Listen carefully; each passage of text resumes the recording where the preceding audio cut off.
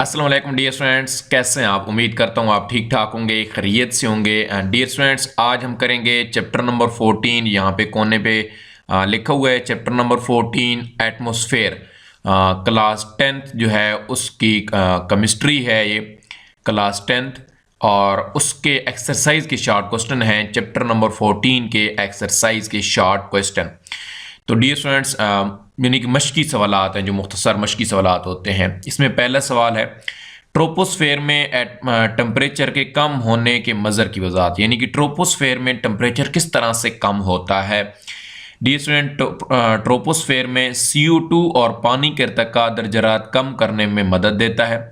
अच्छा, ये ज़मीन की सतह से उठने वाली इंफ्रा रेडिएशन को जज़ब कर लेते हैं और बुलंदी में इजाफे के साथ गैसेस की कंसंट्रेशन क्या हो जाती है, कमी हो जाती है। इसी लिहाज से टेम्परेचर में भी 6 किलोमीटर जो है 6 सेंटीग्रेड फी किलोमीटर की शरह से क्या होती है, कम हो जाती है।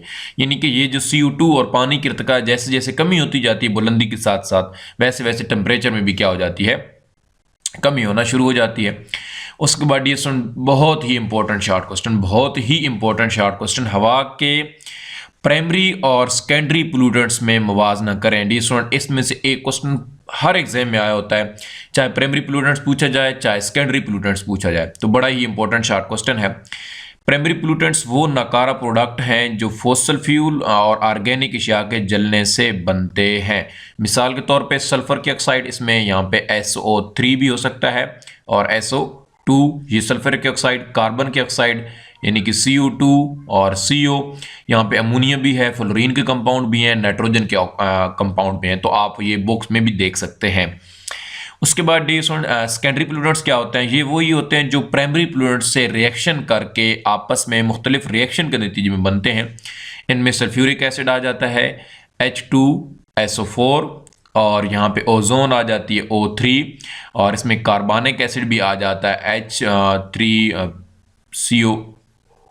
H2CO3, ठीक है, ये मेरे ख्याल में H2 है। और उसके बाद यहाँ पे एक और भी आ जाती है चीज़, वो कौन सी होती है, हाइड्रोफ्लोरिक एसिड भी आ जाता है मेरे ख्याल में। तो ये जो भी हैं आप बुक्स में भी देख सकते हैं। बहरहाल दो एक एग्जांपल यहाँ पे दी हुई हैं, तो कम से कम दो तो लाजमी याद रखें। उसके बाद डियर स्टूडेंट, बड़ा important again short question, CO और CO2 के अखराज के अहम सोर्सेज, यानी कि अहम ज़राए कौन से हैं, ये कहाँ से निकलते हैं। डियर स्टूडेंट देखें, हर बोर्ड में ये पेपर में आया हुआ है, यहाँ पे मैंने लिखा नहीं है। बहरहाल ये भी बड़ी इंपॉर्टेंट है चीज़ें, यानी कि ये बोर्ड में लिखी नहीं है, तो हर बोर्ड में मैंने देखा है आया हुआ है, तो यहाँ पे लिख भी दिया गया है। अच्छा, पहला इसका क्या सोर्स है, फॉसिल फ्यूल का जलना, यानी कि जो चीज़ें होती हैं पेट्रोलियम वगैरह, उनके जलने से भी बनते हैं। कोयला, आतिशफिशां जो पहाड़ होते हैं वो फटने तब भी ये गैस खारिज होती हैं, और जंगल की आग और लकड़ी जलाने में जब लकड़ी जलती है तब भी ये गैसेस क्या होती हैं, पैदा होती हैं। तो ये इनके खराज के अहम सोर्सेज हैं। उसके बाद ये स्टूडेंट्स हमारे पास आ जाएगा क्वेश्चन नंबर 4, जिसमें क्या कहता है कि CO2 एटमॉस्फेयर को गर्म करने का बायस क्यों बनती है। तो ये भी डियर स्टूडेंट बड़ा इंपॉर्टेंट एक शॉर्ट क्वेश्चन है कि CO2 सूरज की अल्ट्रा वायलेट रेज को अंदर आने देती है पहले, मगर ज़मीन से, यानी कि यहाँ पे अगर लेयर है तो ये इसको अंदर इधर आने देती है ज़मीन तक पहुँचने में, और नीचे से उठने वाली ऊपर रेडिएशन को इधर ऊपर जाने नहीं देती, इंफ्रा रेडिएशन को जज़ब कर लेती है। इस तरह ये एटमॉस्फेयर को हीट एनर्जी को वापस जाने से रोक लेती है, और एटमॉस्फेयर का, यानी कि यहाँ पे जो टेम्परेचर हो जाएगा वो क्या हो जाएगा, गर्म हो जाएगा। यानी सूरज से जो शुआएं वो नीचे आ रही हैं, ये आने देती हैं, लेकिन ज़मीन से दोबारा उठने वाली रेडिएशन वो बाहर जाने नहीं देती, उनको जज़ब कर लेती है। इस वजह से ये एटमॉस्फेयर का टेम्परेचर क्या होता है डियर स्टूडेंट्स, गर्म हो जाता है, ज़्यादा हो जाता है। अच्छा, उसके बाद डियर स्टूडेंट्स अगेन एक इंपॉर्टेंट है ये भी शॉर्ट क्वेश्चन, कि अगर हवा में CO2 कार्बन डाइऑक्साइड यानी कि ना हो तो क्या हम जिंदा रह सकते हैं, हम सर्वाइव कर सकते हैं या नहीं। तो डियर स्टूडेंट, इसका बड़ा आसान सवाल है, आसान जवाब है कि अगर हवा में CO2 ना हो तो हम जिंदा नहीं रह सकते। अब क्यों जी, कि CO2 पौधों को खुराक बनाने के लिए चाहिए होगी। डियर स्टूडेंट, हमने जब बायोकेमिस्ट्री के क्वेश्चन पढ़े थे कि पौधे कार्बोहाइड्रेट्स कैसे बनाते हैं, तो वहाँ पे हमें कार्बन डाइऑक्साइड भी ज़रूरत होती है फोटोसिंथेसिस के दौरान। तो इसके नतीजे में ऑक्सीजन गैस खारिज करते हैं, यानी कि पौधों को CO2 चाहिए। CO2 पौधों के लिए यही कि समझें कि लाइफ गैस की अहमियत रखती है, जैसे इंसानों के लिए O2 ऑक्सीजन की अहमियत है, जो हम सांस लेने के लिए इस्तेमाल करते हैं। ये एटमॉस्फेयर को गर्म करने का भी बायस बनती है। तो ये भी इसकी वजूहत है, यानी कि इसके बगैर हम जिंदा नहीं रह सकते अगर CO2 ना हो तो। उसके बाद डियर स्टूडेंट्स शॉर्ट क्वेश्चन है, हवा के पोल्यूटेंट्स के तौर पे SO2 की इंसानी सेहत को क्या खतरा लगता है। वैसे भी डियर SO2 के आ सकते हैं असरात, तो इसमें कौन सा शॉर्ट क्वेश्चन है कि SO2 एक गैस है जो नाखुशगवार बू रखने वाली है, जिसमें सांस लेने में क्या होती है, दुश्वारी होती है। हुस्न मरीजों को सांस लेने में इस उम्र में दुश्वारी होती है। और सल्फर डाइऑक्साइड जो गैस होती है ये सल्फ्यूरिक एसिड बनाती है हाइड्रोजन के साथ मिलके, जो इमारतों और पौधों के लिए भी क्या है, नुकसानदेह है। तो यहाँ पे डियर हमारा छठा क्वेश्चन कंप्लीट हो गया। अब यहाँ पे डियर सातवां क्वेश्चन है कि गुंजानाबाद इलाके जो हैं वो नाकाबिले रिहाइश क्यों हो रहे हैं। डियर अगर यहाँ पे क्वेश्चन आ जाए कि ग्लोबल वार्मिंग के असरात, तो उसमें भी आप ये वाली चीज़ लिख सकते हैं। उसमें एक आध और भी लिख दीजिएगा कि ग्लोबल वार्मिंग की वजह से क्या हो रहा है, समुंदर की सतह में इजाफा हो रहा है, ठीक है, और जिसकी वजह से उसके साथ जो इलाके हैं साहिल के इलाके वो गरक होने का खतरा है, जिसकी वजह से गुंजानाबाद इलाके ख़त्म हो रहे हैं और वो इसलिए नाकाबिले रिहाइश भी हो रहे हैं। तो ये मेन रीज़न है स्टूडेंट्स गुंजानाबाद इलाकों ख़त्म होने की। उसके बाद ये स्टूडेंट्स आठवां क्वेश्चन है और इम्पोर्टेंट क्वेश्चन है ये भी, एसिड रेन किस तरह ज़मीन के एसिडी में इजाफा करती है, यानी कि एसिड रेन किस तरह ज़मीन को क्या करें, नुकसान पहुँचाती है, इसमें एसिड का इजाफा करती है। तो डियर स्टूडेंट हवा में असल में क्या होती है, सल्फ्यूरिक एसिड होता है और नाइट्रिक एसिड होता है HNO3। ये हवा में मिलते हैं जब पानी के साथ, तो ये एसिड रेन बनती है। सल्फर और नाइट्रोजन की ऑक्साइड बारिश से मिलकर सल्फ्यूरिक एसिड और नाइट्रिक एसिड में तब्दील कर लेते हैं उसको, और ये तब्दील हुआ पानी ज़मीन पहुंचता है और ज़मीन में जज़ब होकर इसकी एसिडी में क्या हो जाती है, इजाफा हो जाता है एसिड रेन की वजह से।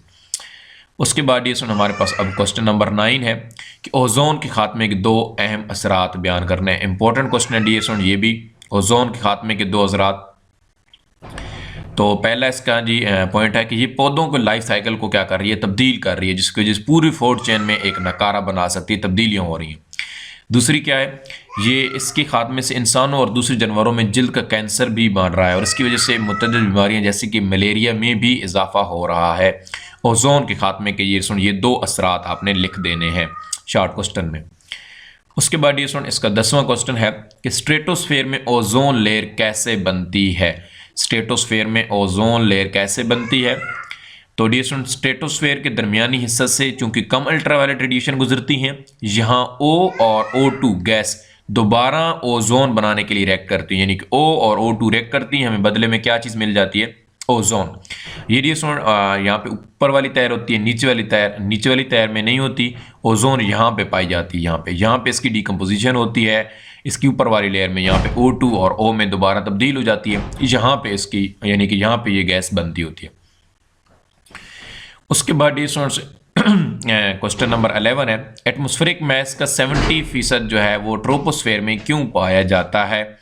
तो चूंकि एटमॉस्फेरिक 75 जो है वो पैरे 11 किलोमीटर ही मौजूद है और ट्रोपोस्फेयर जो है 12 किलोमीटर तक ही बुलंद है, इसलिए ट्रोपोस्फेयर में मोस्टली जो होता है वो ट्रोपोस्फेयर में ही इसका हिस्सा पाया जाता है, क्योंकि ये 11 किलोमीटर मौजूद है और 12 किलोमीटर तक ज़मीन से ऊपर जो है वो तो ट्रोपोस्फेयर है, उसके बाद स्ट्रेटोस्फेयर स्टार्ट हो जाता है। तो ये पहले 11 यानी यहाँ तक जो है 70% तो इनका यहाँ पर ही हो जाता है, तो इसलिए मोस्टली इसमें ही पाया जाता है।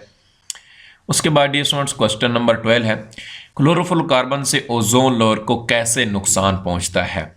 तो डियर स्टूडेंट ओजोन की तबाही का बुनियादी जो है वो क्लोरोफ्लोरोकार्बन है, CFCS, ठीक है, क्लोरोफ्लोरोकार्बन्स, और ये कंपाउंड किसी न किसी वजह से स्ट्रेटोस्फेयर में डिफ्यूज हो जाते हैं। असल में ये बनते किधर से, रेफ्रिजरेटर में होते हैं, ये एयर कंडीशन से डिफ्यूजन निकलते हैं, उनकी ठंडक पैदा करने के लिए इस्तेमाल किए जाते हैं। इनकी डिकम्पोजिशन से खारिज होने वाला एक फ्री रेडिकल बहुत ज़्यादा यानी कि कई लाख मॉलिक्यूल्स को तबाह कर सकता है, तो इसलिए डियर स्टूडेंट्स क्लोरोफ्लोरोकार्बन जो है ओजोन लेयर को नुकसान पहुँचा रहा है। तो ये डियर स्टूडेंट इसके एक्सरसाइज के शॉर्ट क्वेश्चन थे। इंशाल्लाह नेक्स्ट वीडियो में इसके MCQs भी करेंगे और साथ में खुद तशखीसी सरगर्मियों को भी सॉल्व करेंगे। मिलते हैं अपनी नेक्स्ट वीडियो में, अपना बहुत सारा ख्याल रखिएगा। अल्लाह हाफिज़।